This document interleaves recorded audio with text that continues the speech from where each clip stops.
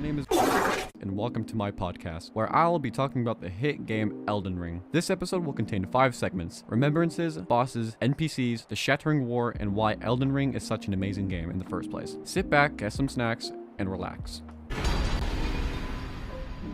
Remembrances are items dropped by bosses when you defeat them. However, not every boss will drop one. Only bosses that are important and major to Elden Ring's story. My favorite being Malekith the Blackblade's Remembrance. Let me tell you why. In Elden Ring, Malekith is death. Not figuratively, not metaphorically, he is death, the Grim Reaper of Elden Ring. In his boss fight, he starts off as Beast Clergyman. He's one of the NPCs in Elden Ring, and if you complete his quest line, you get a special dialogue at the beginning of his boss fight. But once you reach his halfway point, he becomes Malekith the Blackblade. His remembrance reads, Malekith was a shadow-bound beast given to his Empyrean.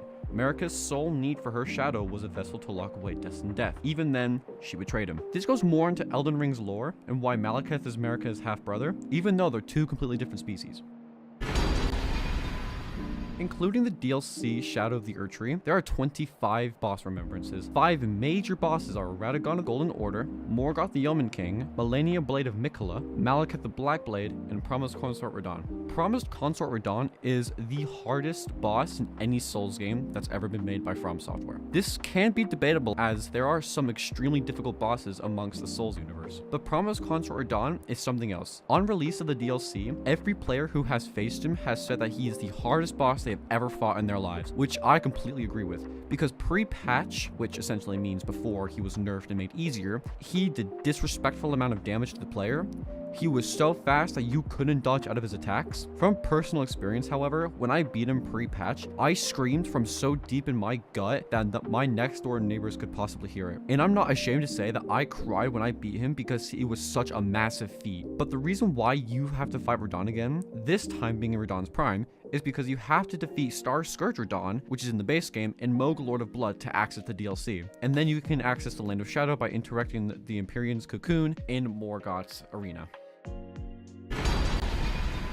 In Elden Ring, there are over nearly 100 NPCs, 80 uniquely named characters, and 36 NPC quest lines. One NPC, named Sir Gideon Ofnir, is met upon getting to the Round Table Hold. He holds information about bosses and hints where they could possibly be. He portrays himself as someone who's helping you to become the Elden Lord, but that comes to an end near the end of the game, because when you defeat Malekith and properly burn the Erdtree, he waits for you in the Erdtree Sanctum, waiting to kill you. Something interesting about him is that he will cast spells based off the bosses you've killed. If you've killed Malenia Blade of Miquella, he will use Scarlet Rot. If you've killed Mohg Lord of Blood, he will use any abilities from the remembrance bosses that you have killed, and it's theorized that he watches you throughout your journey in Elden Ring. In Elden Ring, there are dung beetles that when killed drop a certain object, either an Ash of War, a smithing stone, or weapon. It will drop anything really, but what's important to note here is that on the dung beetle there is an eye pattern, and that's how people theorize that he watches you throughout your journey, because Sir Gideon Ofnir is known as the All-Knowing, and we can see that in the beginning opening scene of Elden Ring. There are many other NPCs in the game that I would like to talk about, but it would take me much longer since I only have a limited time. And since I only have a limited time, I can only talk about one character.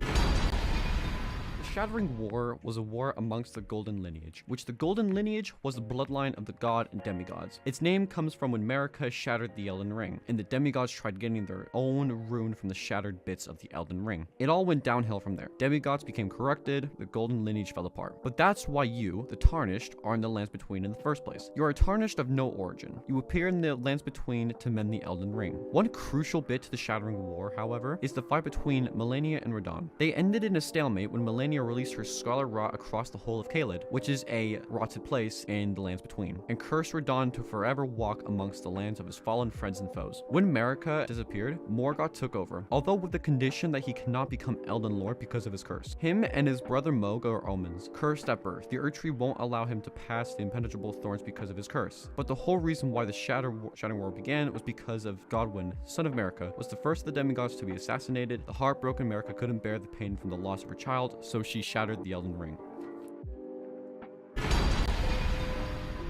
Now, I was going to talk about another topic about why Elden Ring is so great, but this time I want to talk about something that is crucial and important to me. And this is from Elden Ring's standalone game, Elden Ring Nightreign. The boss I wanted to talk about is Caligo Miasma of Night. Next to Malekith in my books, Caligo is the most beautiful boss I have ever fought. From the arena, to his design, to her design, because she's a female dragon, to the boss music. It's the most majestic piece of art I have ever seen in any Souls game ever. The fight starts off in a fog. Once you approach her, the fog dissipates and the fight begins. As you fight Caligo, she occasionally flies up and the fog returns. She goes somewhere far away from the character you play as and unleashes an arena-wide attack known as the Ice Ring. It is a beautiful attack where she uses her ice breath to cover the whole arena in the ice ring and crashes down. Entering her phase 2, the arena changes into a beautiful blue and white icy wasteland, if you will, with the skybox turning into a massive dragon eye in the distance. As she powers up for her phase 2, she unleashes Aurora, beautifully synced up with the fight. This is where she's like, yeah, I'm sick of you guys. Prepare to meet your end. Whereas before, she wasn't going as hard on you, as if she was saying, hey, I don't want to fight you. Let me tell you, the first time I fought this boss, I was in genuine tears with how beautiful Caligo is, and I urge to my listeners to look into her. You will not regret it ever, because I never regretted it once. Well, that just about wraps up everything I have for this episode. If you enjoyed today's episode and enjoyed what you saw and listened to, be sure to drop a follow and share this around. And with that, I will see you all another time.